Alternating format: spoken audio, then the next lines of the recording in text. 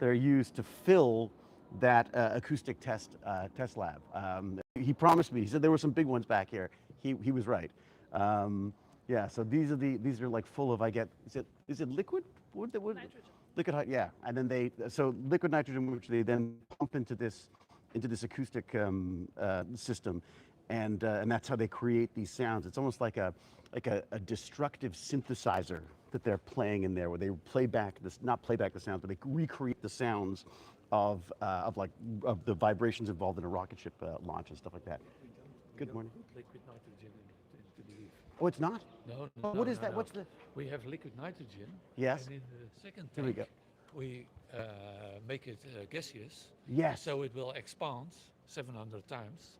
So you have a lot of gas Right. to blow the horns.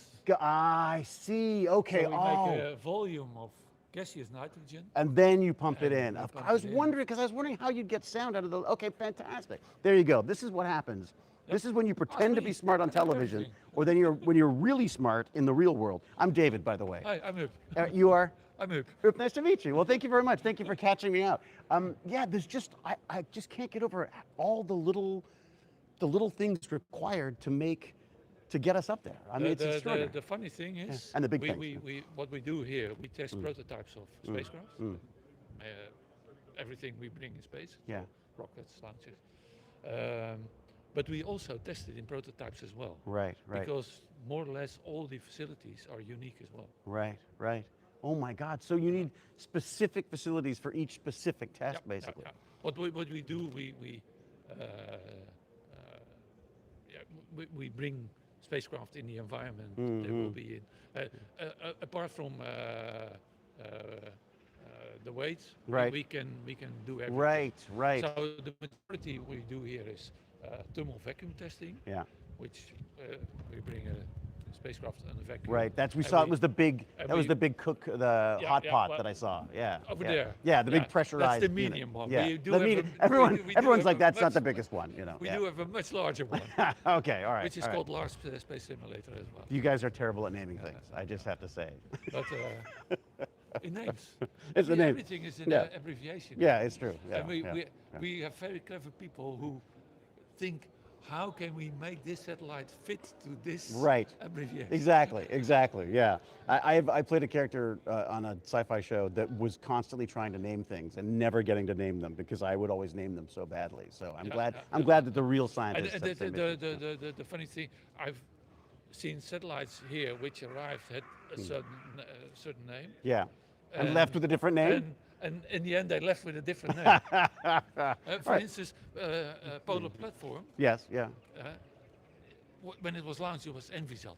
Ha. Because Envisat environment is much more catchy than Right. Polar. Interesting. Oh wow. So the marketing folks get in there while they're right. Very yeah, good. Yeah. Well, that's what I'm here for. The marketing. I'm more the marketing side. Thank you so much. Okay. Yeah. You're welcome. Really appreciate you stepping in on that because yeah, I don't want to tell them the wrong things. No. Cheers. Enjoy. Thank you. I will. So now we're gonna go and we'll see if we've still got signal when we go in here. But this is Plato. So we're like, they've got all these monitors set up here so you can sort of see what they're working on. But there's actually they're literally testing this as we speak. So this, I believe, is the live view of what's going on. But you have to see this because it's just amazing. Yeah, I'm just gonna wander. I'm gonna wander through. Just gonna get to the good stuff. I'm hoping. So this is where they do all of their. This is the testing. There's that giant silver thing over there. I believe is what they vibrate the stuff on. But this is the bit I think you're gonna really like. Good morning. How you doing? I'm just doing a little live stream and letting people know about what's going on. Would you mind if I talk to you? Is that? Yeah, that's right. I'm David. How do you do? David. Hi. And these are all of my fellow nerds. You are. Okay. Yes, nice to meet you, Francesca. Can you hear? Is that? Well, yes. And what would you like to know? Well, so I guess what are we looking at? We're looking at Plato. Yes. And what does Plato do? What is So the? Plato, what is going to, we're aiming to look for exoplanets, which will be in the kind of Earth-like. Yeah. So the habitable zone. And in a nutshell, what you see on the planet, I think it's good if you see that? to the Earth. You have a 26 telescope. 26 telescopes. 26. Are those each of the things on the top there? Yes. Oh, which wow. Is, when you hold that there, Yes. and also then you go there, you will see exactly what's This is it. The flight hardware? Well, look at that. Okay. Not sure how much you're seeing, but there you go. Oh, there you go. So we got the next generation of astronauts checking it out right now. Here we go. Yeah, so literally, the reason why it's, I mean, I think they'd like to have had it out and presenting it to people, but the reality is they're working on it as we speak. So they can't. It's in a like a sterile environment. They have to put their bunny suits on and go in and fix all this stuff. And so they're getting it prepped to go up. I don't think they've got a date yet. Do they have a date? I don't know. It's interesting. I don't know. We'll find out. But there you go. That is what we're sneaking a peek at right now. It's amazing how heavy your phone gets when you're holding it out like this.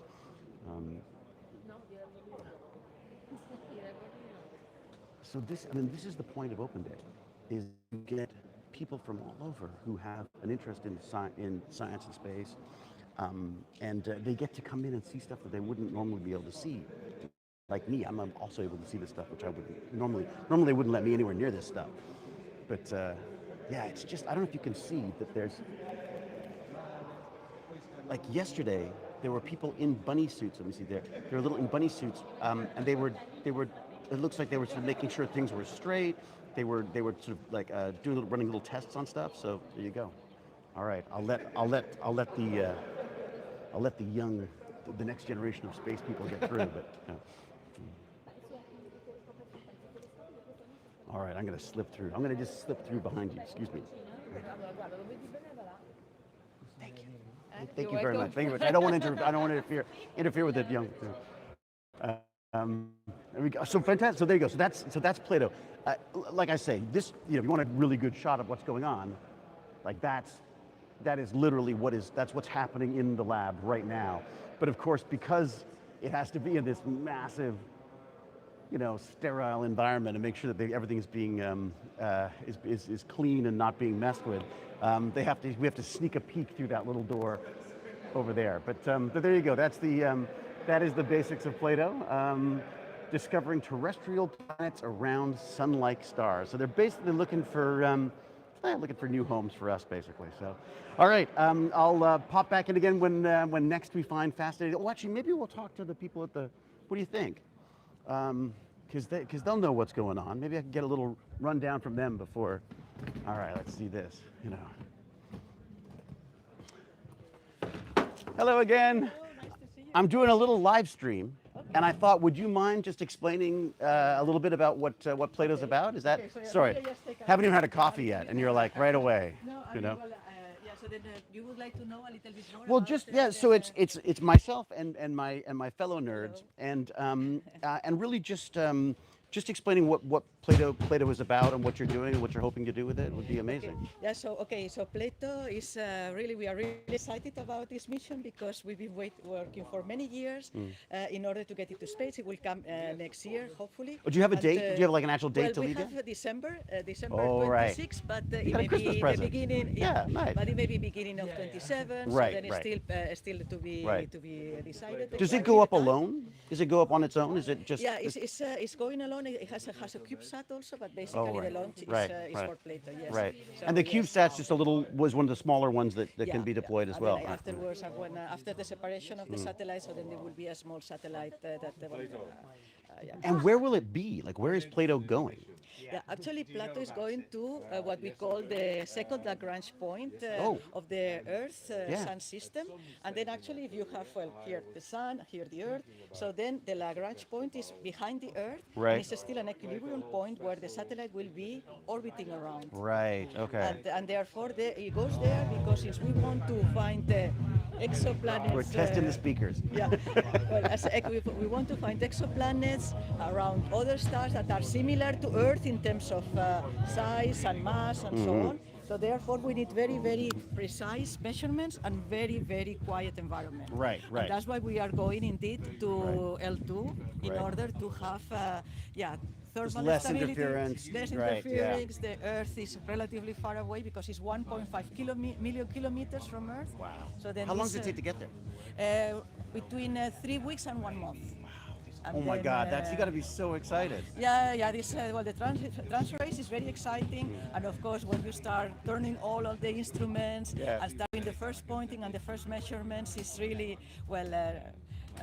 very, very, very emotional for everyone I'm sure. involved. Are you gonna cry? And, I'm gonna cry. I Yeah, know. well, yeah, I think they already start crying Yeah, when yeah. they start launching. And even now, Yo, actually, when I yeah. sit in the test center, you know. It's got so what exactly is your? I should have asked this before, but what is your position in this? How is you? Yeah, How are you I'm involved? project scientist in ESA, in the European Space Agency, Yeah. for Plato. And then my role is mainly to coordinate the requirements and what the science we want to be between Right. the science community and the engineers that are building the satellite. Wow. So it's just to make sure that actually the satellite that we are building really meets the scientific objectives that we are defining in the beginning of the mission. And how did you get into this? Like, how do you end up like Yeah. throwing Plato into space and looking Yeah, for exoplanets? Yeah, actually it's interesting because I started actually as a postdoc at ESA, Right. but I was working on studying the sun, studying really? Okay. studying activity on the sun and Yeah. so on. Then I was involved in missions that are more in the infrared. I don't know if you know infrared Right, space infrared, observatory, right. Herschel, and then there I was working both on the instruments point of view. So then doing the calibration of the instruments, then I Right. became deputy project scientist for Herschel. Right. And the idea is that people who are at ESA and then we have some experience how science missions work Right. can really be helpful for the community Right. in order to indeed translate the scientific Right, needs right. into engineering. Right, because they're engineering. very different fields and very different people too, aren't they? Yeah, exactly. And then we have to make sure that indeed this the flow of as I said, well, requirements is a little bit technical work, Right, but right, it right. is what it is, Yeah. no? So then what we need to what is built, and then we make sure that this connection is done. And of course, if you've been here and then you have experience with missions like I had with infrared missions, Right. then the exoplanet science and as a field started peaking because Yeah, of course yeah. we discovered 51 Pec Yeah, B, yeah. and then this I started. feel like there's a new exoplanet like every week. I feel like there's a new. Yeah, it's well, a- actually there are many, but Yeah. still, that's why we need Plato, because we don't know so much about, we have, it's more than 6,000, Yeah. but still, for some of them we have the radius, for some of them we have the mass, for others we have, not even that, so we have just, for example, an image. It is very difficult to know exactly the characteristics of the planet. Right, right. So then if we really want to know what a planet is made for, we really need the radius and the mass, and then this gives us the density, and with the density, it's okay, so this is exoplanet is made of rock like the Earth, or is made of it has Jupiter type Right, of right. structure, or is more like a super Earth. No, these new Right, exoplanets yeah, we discovered that Look are at very that look. That was an exciting. excited look. That was the Yeah. super Earth look. Yeah, the super Earth. That Yeah. this is fantastic because these planets don't exist in our solar system. Right, right. And then we have discovered them with missions and on the ground, measurements on the ground. And of course, with Plato, we will be able to first discover new ones Right. around bright stars. This is what we launched Plato. So to look at bright stars, to be able to discover new planets for which we can follow up much better, to know better the radius, better the mass of the exoplanet when we measure it on the ground, and the age. The age also. The age, of course, right? Yeah. Because, it's not the same to have a planet that is being created, just now. Yeah. Taking You know, into the account baby the planets, distance, yeah, a baby yeah, planet. yeah. That one that is quite old and then is actually already, finishing the Established life. and- right, So then, right. for example, the Earth is more or less in the middle, no? Right, right. And that's what we're the looking sun. for. And then, actually, we'll see what we find. I mean, we are Right. looking for everything Right, that is right. relatively similar to Earth, and we may see Earths that are starting, Yeah. other Earths that are older than our Earth, and that's why Plato will be able to determine the ages much better, Right. because we also look at the star oscillations. Oh, so okay, the stars right. oscillate, Right.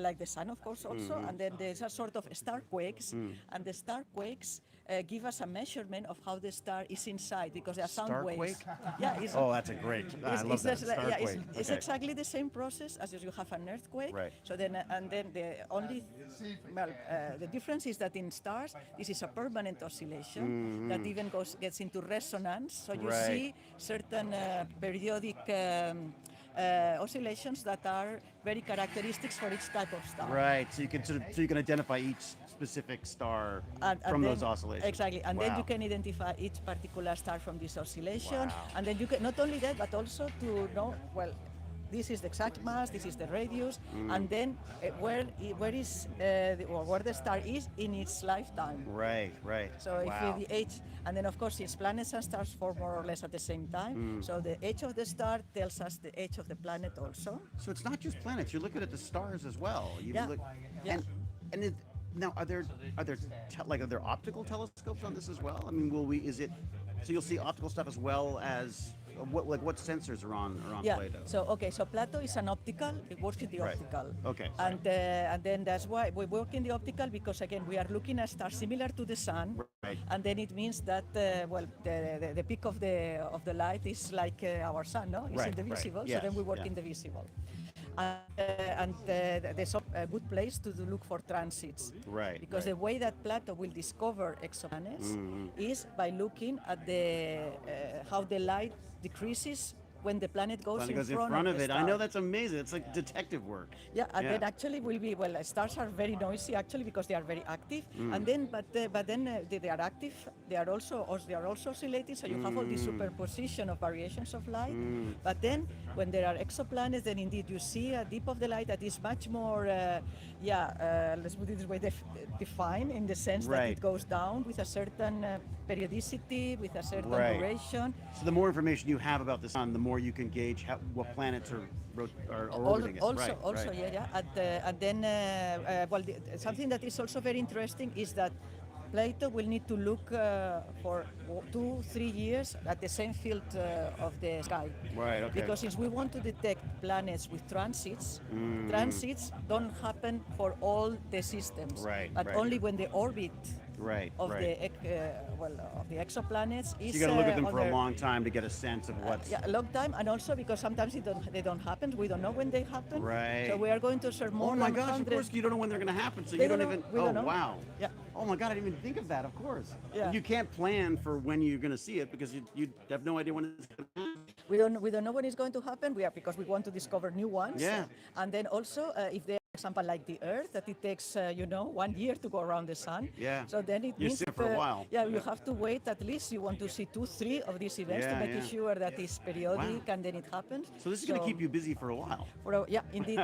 The mission is the nominal mission. What we say, what we have now approved budget to operate is 4 years, but the mission Only has 4? been but the mission has been built Yeah. for more than 8 years. Nice. And Very if good. everything works well, so of course we will request more funding Right, to of continue course. operating, able to discover many more. Expect to discover thousands of exoplanets of all types and periods, but then as the Earth, so with these very long periods and small as the Earth, we expect tens of them. Wow, that's great. Then- Oh, I hope you and get then, that. And then these ones, because they will be around bright stars, we will be able to really go to ground-based telescopes, determine the mass. Yeah. We will know a lot about the stars because what I said before, no, the Wow. oscillations. So altogether, we will have a lot of information that will tell us much more about the context of our solar system. Oh my God, I'm so excited about this now. So I got to come back in 4 years and find out what you've discovered. Yeah. Actually, we will start. I mean, the shorter periods we will start discovering very soon, and longer periods we have to wait. Right, right. Just Indeed. quickly, how do people get into this? Like, if you're a young woman looking to get into this stuff now, what was there any advice? It depends what function you want to have. So then I studied astronomy, Right. and then indeed, since I'm working in the space agency, so for me to have a mixture of knowledge of astronomy and indeed how missions work and how missions are operated, then is very useful. And you can get this in ESA, or you can get it in universities that are involved in our missions or at institutes. So this you can do in a different ways, studying engineering, studying physics, studying software engineering. But even people who study economics or journalism or communications can also be involved, because we need all kinds of people, that are really promoting our missions, that are taking care that the contracts are run properly. So space is really a comprehensive field where you need expertise, basically I think in all areas, That's in fantastic. order to get when you see something in space, is the effort of thousands of people, of many different types of jobs. That's fantastic. Thank you And, so much. yeah. I'm sorry, what was your name again? It was. I'm Ana Eras. Yeah. Anna Hayes, nice to meet you. A pleasure indeed. Thank you. Indeed, Yes, that's so good. I'm so excited now. Let us We're say, great. okay, so yeah, well, thank you very much. You've only Thank you got to very explain much that. for your interest. Oh and my then God, are you for, kidding? Yeah, this is. For asking. Yeah. And then You only I have to think- explain this like 1,000 more times to people today. That's all. Yeah, well, I mean, every time I try to explain it differently because it's also, Yeah. I mean, I also try, to Yeah. make the connections because it's very diverse, the science, yeah. and then you can make the connections in quite different Yeah. ways. So I think You've that's also got to be patient too, right? I mean, that's a long time to get a satellite into space. I mean, that's. Well, yeah, this is one of the things that makes it a bit different from other types of projects. Yeah. That indeed, well, especially the scientists that are starting proposing these missions, sometimes they have to propose them several times Yeah. before they get selected. Wow. So it means that, so it's not strange that from the beginning the concept started until there is launch, or it's 20 years, and then until you do all the science and do. So then So it's definitely the basically- journey. The journey is definitely a it's big a part journey. of it. It's a Yeah. journey. But again, it depends on what you are doing. So if you are a scientist, of course, you can be involved also not only in one mission, you can involve in other missions. If you're an engineer, so then it's the time that is built. Yeah. It depends when in the phase you are involved. But for some people, some of my scientist friends, actually they've been involved in Plato and thinking about Plato already for, at least you can say almost 20 years for the concept my God, until I'm the so time it will be impressed. launched. Yeah. Thank you so much. Yeah. But well, thank you. it's worth the effort. Oh, good. I'm glad to hear it. It better be. I want to hear all about it. So, Thank you very much. You're Cheers. welcome. All right. Cheers, then. I'll let you. Yeah. Wow, I got perfect timing. I got there just before for the crowd. All right, another quick break, and I'll come back when we found something else to look at. Because God, there's a lot of stuff going on here. It's just amazing. Look at this place. I mean, and what I love is we're seeing, and people are showing up for it. Like there's like 10,000 people expected today. I mean, it's crazy. It's fantastic. Thank you so much. Apologies for any technical issues there may be, but I'm just having a great time and just wanted to share it basically. So I'll talk to you in a bit. Cheers. Good. I think so. Yeah.